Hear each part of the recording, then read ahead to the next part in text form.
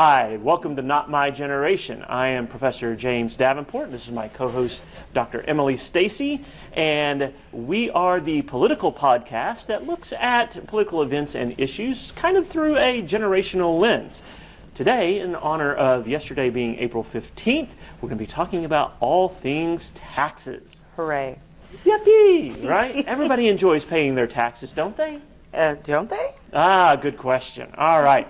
Well, I thought what we'd do, now this might not, for some of you, this might not be the most exciting thing, but I want to remind you that, it was Ben Franklin, I believe, who said there are only two things certain in life. Death and taxes. Exactly. And, ironically, we're both wearing black today. So. Yes, in honor of taxes. Right. So I thought we'd start off by kind of giving you a rundown, kind of an overview of the types of taxes that we pay to the U.S. government. Now, understand, we're going to really be talking about taxes paid to the U.S. government. We also pay a bunch of taxes to state and local governments, In fact, I do have a question for you, yes. Mr. Local Economist Guy. I wonder, since we both work for the state yes. government, technically, as higher education employees, why in the last few years have I owed the state money rather than getting money back or just coming We almost out always even? owe the state. So here's the difference between the way the state, Oklahoma's state taxes, and remember, each state does their state income taxes a little bit different, Sure. right? But in Oklahoma, we have ostensibly, technically, a progressive income tax, but it's not really. I mean, Right. the highest amount, where you pay the largest amount, is really low. Mm-hmm. And so for most of us, it's basically a flat tax, and for whatever reason, we don't set our tax withholdings throughout the year to match what the state actually is going to expect us to pay, I see. right? And Yeah. so I run into this with my CPA all the time, and so he's constantly saying, you need to up your withholding, Holdings, and I'm yeah. like, I don't want more taken out of my check. So, Right. But that's usually Fair. the issue Okay. is that. And by the way, in case you didn't know, state employees are not exempt from paying state income taxes. Definitely not. Federal employees are not exempt from paying federal income taxes either. So we all get to share in that burden, so to speak. But I start off just kind of mentioning all the different types of taxes that we do pay to the U.S. government, right? So again, what we're most familiar with right now, personal income taxes, which are simply taxes that you pay on the income that you earned over the previous year, right? A separate type of income tax is what we call capital gains taxes. So these are taxes that we pay on the increased value of an asset. In the United States, we only pay those taxes when we actually sell that asset and reap the actual gain to it. We also pay excise taxes, Right. which are consumption taxes placed on specific items or services, right? So the largest ones would be fuel, like the gasoline tax that we pay Sure. when we pay go get gasoline. Air travel, so there's an excise tax when you buy your airplane ticket to travel somewhere. There's excise taxes on that, tobacco, alcohol, and on health care as well, primarily health insurance. Insurance, yeah. So those are the largest excise taxes. Okay, so sin taxes would be It's considered. a lot of those would be considered, right, especially Okay. those alcohol, tobacco Okay. type taxes, yeah. We also pay, as many of you know, Social Security and Medicare taxes. So these are payroll taxes that are shared by both the employee and the employer, and they go to fund those two specific programs, right? And so unlike these other taxes that might be dumped into the general fund and used for a variety of other purposes, those specifically fund those two programs. There are estate and gift taxes. So when you transfer income or wealth to people when you pass away, or you give large amounts of property or wealth to a family member or something like that, you will pay the tax. And usually it's the donor paying the tax, not the recipient. Then we also have corporate income taxes that are assessed on businesses, and tariffs. So these are taxes that importers of foreign goods have to pay on the value of those imports. Right. So just a quick rundown, and I probably missed some. These are the ones that are most identifiable, but That's a bunch of different taxes. That's a lot of tax. So you've laid a Yeah, lot right. on me. I So- feel very heavy, sir. But yesterday is April 15th. Right. Each year is the date that we are scheduled to file our income taxes with the U.S. government, and basically pony up or we get a refund, depending on what happened throughout the previous year. This year, you were granted, if you hadn't filed by April 15th, you were basically automatically granted a 90-day extension to July because of the pandemic and everything that we're dealing with there. And that's both state and I believe that's correct. national. Yes. Now, don't quote me on that. I'm not certain. But it is definite. Okay, awesome. When we file federal income taxes, probably one of the most important things that impacts the amount of taxes you pay is your filing status, right? And so if you, we have 4 different types of filing status in the United States. There's single, so if you are not married, you have that status. Married filing jointly, in which the income is treated as a single income, right? So your spouse and you both earn income, it's treated as one group of amounts, right? You can also file married filing separately, in which those incomes are not treated as the one entity, right? And then there's also head of household, which today is very similar in the rates to the single rate. And so all of these statuses can impact how much you pay, right? And then we have 7 tax rates, right? That's the percentage of tax on your income you're going to pay, right? The lowest being 10%, the highest being 37%. Okay. So, can I interject a absolutely. question Please here? do. So this is a learning podcast for me today as well. I am the average millennial. I really dislike taxes. I don't mind paying them as a democratic citizen, but it's just having not to my deal with them it's not my thing. I don't do math. I'm theory, right?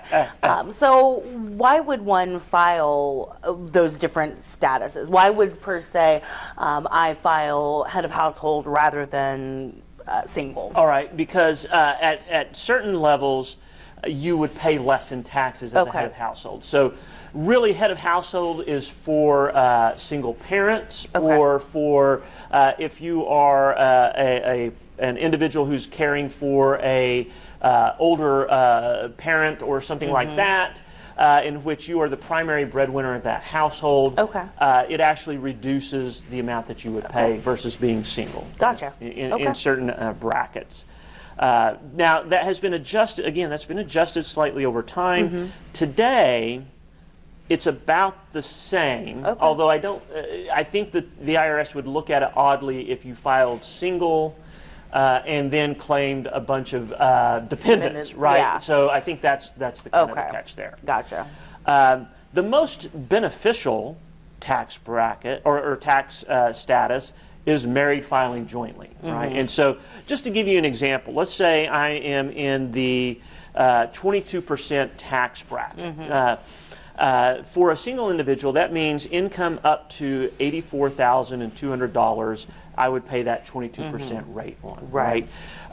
For a married household who is married filing jointly, that top amount goes to $168,400, right? And so the income amount that you could earn and pay that lower rate goes up. So tax status makes a huge difference. Tax rates, and we're talking about, now listen, you're going to hear a bunch of different tax rates talked about in the media and such. We're talking about the marginal tax rate. And so people understand the marginal tax rate is just the rate you pay on the last dollar you earned, right? It is not the actual amount you pay overall. So let me see if I can give you how I left that. Oh, here we go. Let's say I earn $100,000 a year, all right? So as a single person, if I was earning $100,000 a year, that would put me in the 24% tax bracket. But I'm not paying 24% on that entire $100,000. Right. I pay 10% on the first $9,700, then 12% on from $9,700 to $39,000 something, right? And then from $39,000 to $84,000, I pay 22%, and then it's only over that $84,200 that I'm paying the 22%. Yeah. This is where all the complications Right, get into, yeah. right? How do I know what I'm paying? And so now here's the thing. Nobody pays really their marginal tax rate, right? In other words, it may say I'm paying 22%, but as we just learned, I'm not really paying 22% on my entire income, right? Because of the way it's computed. In addition, the government gives us all sorts of ways to actually reduce the taxable income that we have to pay taxes on, right? The most common being the standard deduction, right? And this was raised in the last round of tax legislation. So for a single person, the standard deduction is $12,400. So what that means is you take $12,400 off your income immediately, right, before the federal government starts taxing any of it. Again, for a household that's married filing jointly, that goes up to $24,800. Wow. Here's where a difference is for heads of household. Rather than being the same as the single rate, it's actually in between the single and the married filing jointly. So it's $18,650. Okay. So the standard deduction is a little bit different for those households. So that standard deduction obviously can impact what you're going to owe as well. And then there's all sorts of other tax breaks that we get. In tax lingo, we call them tax expenditures, right? In common language, we call them tax breaks, tax loopholes, right? These types of things. But it's money that we allow you to subtract from what you're going to owe the government in one form or another. These usually come in either deductions or tax credits. The Tax Policy Center has a listing of the top tax expenditures that are allowed. These are the ones that take the most out of the government's pocketbook, so to speak, by giving that money back to taxpayers in some way, shape, or form. The largest tax expenditure, according to them, was the exclusion for employer-sponsored health insurance. So if your employer provides health insurance for you and your coworkers, they get a tax break on because of that, right? There are tax credits for children, the per-child tax credits, just having a child. You're familiar with that, right? Having many children, I am very familiar with that. That is the third largest tax reduction that takes money out of there. There's also the earned income tax credit, which is money that if your income falls below a certain amount in a year, depending on the size of your household and such, you actually get money back. Even if it's more than what you paid into the system. And so so that's the earned income tax credit. Now, used to be one of the largest tax expenditures, it's not any longer, was the home mortgage interest deduction. And so if you own your home or are buying your home, you would get a deduction on the interest you paid over the course of that year from your taxes. Due to some of the changes in the previous tax laws in 2017, that deduction is not as attractive as it once was, and so fewer people are taking it as opposed to with the raising of the standard deductions that made it easier to take it. And understand, so this is the way this works. You either take the standard deduction or you itemize, and so then that would come into taking the home mortgage interest and charitable contributions and other tax deductions that you might do. So you take whichever. Usually, most taxpayers take whichever is the largest. So just a little bit about those, and then one of the things that is often, and there's all sorts of debates about taxes, right? Who's paying the most? Who should be paying the most? How much is being paid by whom, these types of things. So I thought I took this from the National Taxpayers Union. It's just a look at the top or how much each income earning group pays in the total share of taxes. So if you're in the top 1% of income earners, by the way, to be in the top 1% of income tax earners, you need to earn roughly about $515,000 in a year. All right, that will place you in the top 1%. Those earners paid about 38.5% of the total taxes paid into the system. All right. Okay. The top 5% of earners, which to be in that category, you've got to earn a little over 200, just below 210,000, paid 59% of the total tax burden. The top 10%, 70%. The top 50% of tax earners or income earners paid almost 97% of the total tax burden. So the bottom 50% of income earners paid roughly about 3% of the total taxes paid into. Right. Now, if you understand, the U.S. income tax is a progressive system, right. And it's designed to do this, right? It's designed to have higher income earners paying more in taxes over the course of the year. That's just the way it works.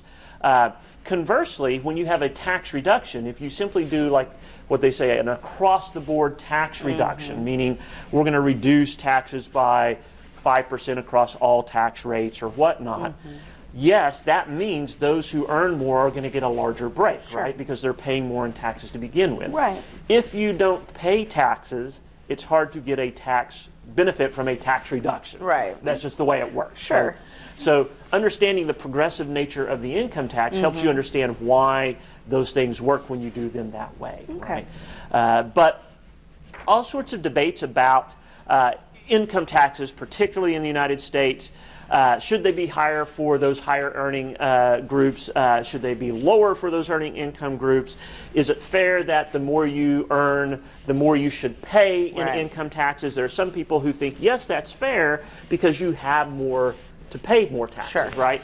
That's kind of been the idea, is that the reason we do a progressive income tax is that at higher incomes, you can afford to pay a higher percentage of your income into taxes and it not be overly burdensome to you. Right?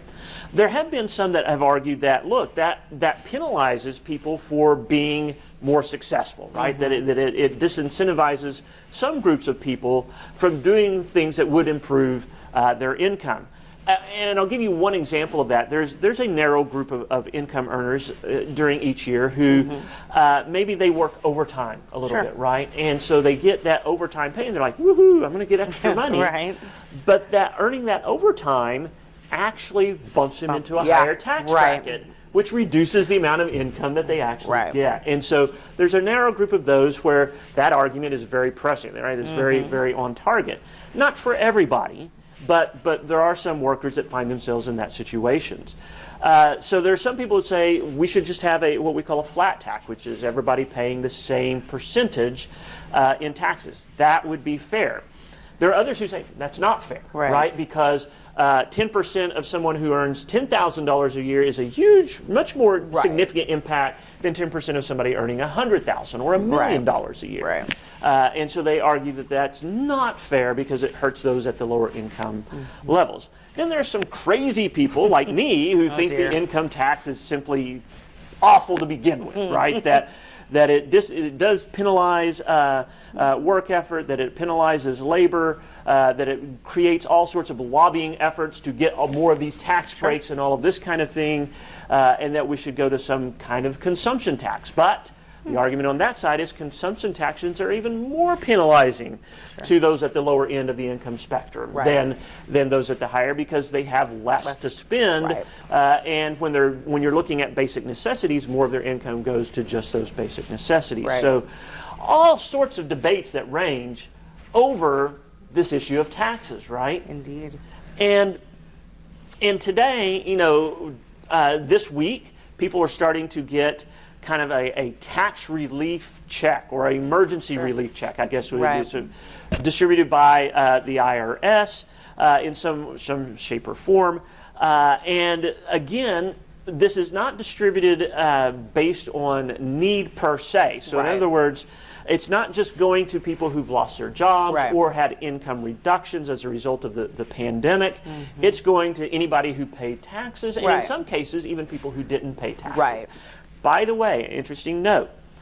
So initially, the IRS said to get this income, this check, you were going to have filed an income tax return, right? Even if you didn't earn enough income over the year to do it. And so a lot of elderly people didn't have to file a tax return because they didn't earn enough income to do so, and they got upset they said we shouldn't have to file a tax Right. return in order to get this. You have our information through Social Security Administration, all of that. We should be fine. And basically there was this big push, and so the IRS came back and said, okay, for Right. those people on Social Security or retired, Right. whatever, in these situations. But if you're a young person Yes. who did not earn enough to file, and you either may not qualify Right. for the benefit, or you still may not get it if you didn't file a tax return. Yes, or are dependent on your parents. Right. Or of your parents. So yes. chalk this up under the heading of old people vote, young people don't, and politicians pay attention to voters. It's true. Right? Absolutely true. And so if you're a young person wondering, why didn't I get my check? That might be a good reason, right? Yep. So all of this kind of stuff that goes on. And taxes are very, very much a part of the raging debate in American politics. Oh, absolutely. There are some people who say that we should go back to the time as late as the 1970s where tax rates were, for the highest earners, was up to 70%, right? Wow. By the way, the highest tax that was ever on high-income earners was at 94%. Oh my This was goodness. during World War II and during the Korean War. Oh, wow. They were, as I mentioned, as high as 77% through the 70s. Then in the 80s, President Reagan negotiated with Congress, and primarily the House of Representatives, which was controlled by Democrats. And over the 80s, that top rate fell all the way to 28%. And then back in the George H.W. Bush administration, that top marginal rate went up to 30%. And from roughly 1990, 1991 until today, the top rate has never went below 30% or above 40%. It stayed in that kind of range. And so, and there are also disputes about, the impact of taxes on both tax revenues as well as economic activity, right? And so in the 80s, Arthur Laffer, an economist, became very much promoted by the Reagan administration, talking about the Laffer curve. And so what the Laffer curve attempts to demonstrate is there's a point at which if you raise taxes beyond this point, you actually disincentivize behavior to earn more money, which would reduce income coming into the national treasury. And this is very much akin to an economic concept called the law of diminishing returns, right? And so the problem is we don't know what that point actually is, right? Is that point higher? Is 70% there? Is it lower? Is it lower than what it is today? So the top, as I mentioned, the top marginal rate today is 37%. Is that above that? There's no real general agreement on what that rate should be, right? Conservatives and libertarians like to emphasize the low end, right? Sure. That it should be lower. And we should cut taxes, but the Laffer curve works in reverse too, right? The point is also, if you don't have taxes up to a certain amount, you also reduce the amount of income that comes into the federal government as well. And so it's what's that range? What's that optimum range that we're looking for? And there's no general agreed upon amount that is, or range of what's that tax rate. Right? And so we have all of this craziness going on and arguments about this. And a lot of people get the taxes that they pay confused. As we mentioned, you don't just pay taxes to the national government. You pay taxes to state governments. Oklahoma is one of the many states that has a state income tax. So you pay a federal income tax, and then you also pay a state income tax. And they are two separate taxes. They go to two separate governments, right? And then we also pay sales taxes. And so in Oklahoma, the sales tax that you pay is split between the state government and the municipal government in which you're purchasing the good or service. And those taxes obviously go to fund those two types of governments. In Oklahoma, municipal governments are very much tied to the sales tax. It's really their predominant revenue source for them. The property taxes, if you are a homeowner or you own a rental property or something like that, those property taxes go to county governments in Oklahoma. They don't go to the state government per se, and they don't go to municipal governments. this can get all very confusing. Very. Right? And who do I pay? And we don't always pay all the taxes at the same time. Right. We pay our income taxes at the state and national level at the same time. But your sales taxes are paid every day that you buy something. Exactly. Property taxes are paid once a year at a different time than income taxes. Right. And not knowing which taxes are going which can kind of skew your interpretation of what's this. And a lot of times people will point out, right? I mentioned that, about 47% of the bottom 47% of income earners in the country don't really pay federal income taxes at the end of the day, right? They might have withholdings, but they're going to get money back in the form of those tax credits and such. And so they don't pay income taxes.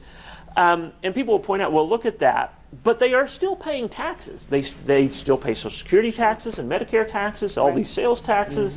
So it's not like they're not paying taxes, and it's not like they're bumming off the rest of us, right? These are people who are working for the most part. They're just not high income earners. Right. And so when we talk about taxes and who should be paying, how much we should be paying, it's really important to note that differences in people can make a big difference in how much taxes they pay. In the U.S., when we look at income tax data, we usually look at it per household, right? But understand, a household could be one person, or a household could be like my household and include 7 people, right? So let's take the same household, or these two different households, earning the same income. A single person earning $100,000 a year, and a household of 7 earning $100,000 a year. The taxes that they are going to be owed is going to be dramatically different. Absolutely. Is one of those households, do they own a home versus not owning a home? Well, they're going to pay more in taxes in one situation versus the other. How many dependents that they can claim is going to reduce taxes.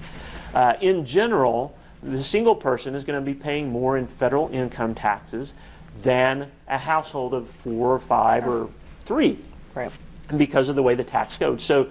And you have to keep this in mind when people talk about median household income in the United States, right? Because median household income only focuses on the income of those households, not the size. And again, a single person earning $100,000 versus a family of 4 earning $100,000, per capita, that single individual is wealthier than the household of 4, right? And so all of this goes into determining how much each household would pay. And so household size matters, different circumstances matter as to how they're treated by the tax code into what people go into paying. And this is why sometimes the effective rate, the actual percentage that you actually end up paying, could be dramatically less than what that marginal tax rate is. And those who have different types of income, if I have income from a job, but I also have income from a business that I own, and interest income off of savings or dividend income off investments, all of that can be treated very differently and change the amount of taxes that I end up paying.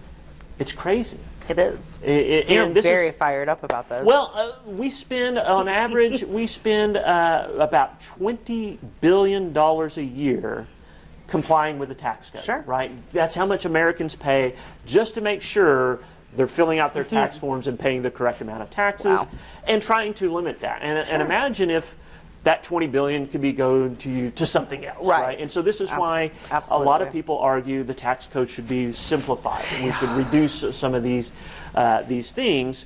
But understand, the complicated nature of it is because lots of people have persuaded people in Congress to grant different tax breaks to different groups, right? Whether it's homeowners or whether it's business owners or whether it's, whatever, you have groups who have become attached to these particular tax benefits, and they don't want to let them go, right? So it can become very complicated, and it's why it's hard to change it. And it's very hard to make radical change to the tax code. Whether and that is whether you think taxes should go up for higher earners or should go down for everybody or something in between, or like crazy Professor Davenport who thinks you should just get rid of the income tax altogether. That's not going to happen probably in my lifetime. But because we do this incrementally, because it is so complicated and it affects so many people in so many different ways. You have any other things that you? I am bowled over by all of the knowledge that I have just received about taxes. This was a lot. This was good. It's a ton of information. You can drive yourself crazy trying to keep up with it. I just try to pay and be on the good side of Be Uncle on the good Sam. side of the government, That's right? it. You don't want to be on Uncle Sam's bad side. Although I will say, the IRS is generally pretty good. If you have a tax bill and you can't pay it, they're pretty good about working with you to put in a payment plan that you can treat it like a monthly bill and pay it out over time, as long as you don't avoid them, right? Right. If you just pretend like, I'm just not going to pay this bill, they will come after you. Sure, rightfully so. And, one of the interesting groups that are treated differently in relation to that issue are people who have student loan debt. So one thing to note, student loan debt is one of the few types of debt you cannot discharge through bankruptcy. And so in bankruptcy, usually you can either discharge your debt or set up a payment plan that can fit within your earnings, this kind of thing over a period of time. You can't do that with student loan debt. The other thing is, if you default on your student loans, what that means is that the federal government promised the lender who loaned you that money, they would pay them, right? And now they're going to come after you. One of the ways they do that is through the tax code. And so if you owe $10,000 or $20,000 in student loan debt and you have defaulted on that, if you were to get a tax refund, you don't get that anymore. Uncle Sam says, I'm going to take that and pay the student loan debt you own with it. And so one of the groups that can get penalized that way through that. So again, very complicated. Hopefully this at least gave you a head start on understanding the different types of taxes and the way taxes can be computed. I do want to emphasize neither Dr. Stacey or myself are certified public accountants. Definitely not. You want to be consulting a professional if you have questions about your specific taxes, how much you should be paying and owing. But this is a good overview, I hope, of taxes in the United States. Agreed. You think so? I agree, yeah. All right. Very informative. And that concludes today's episode of Not My Generation. We will be back next week talking about something else. Do we have an idea of what we want to talk about next week? Yeah, I think so. It'll be the 25th anniversary, or I guess memorial of the Oklahoma City bombing. That is correct. On April 19th. So I would like to focus on domestic terrorism next week. Terribly interesting topic. Yep. That will be fascinating. So yeah, we will discuss that next week. Awesome. Well, we will see you next time. Thanks for joining us today.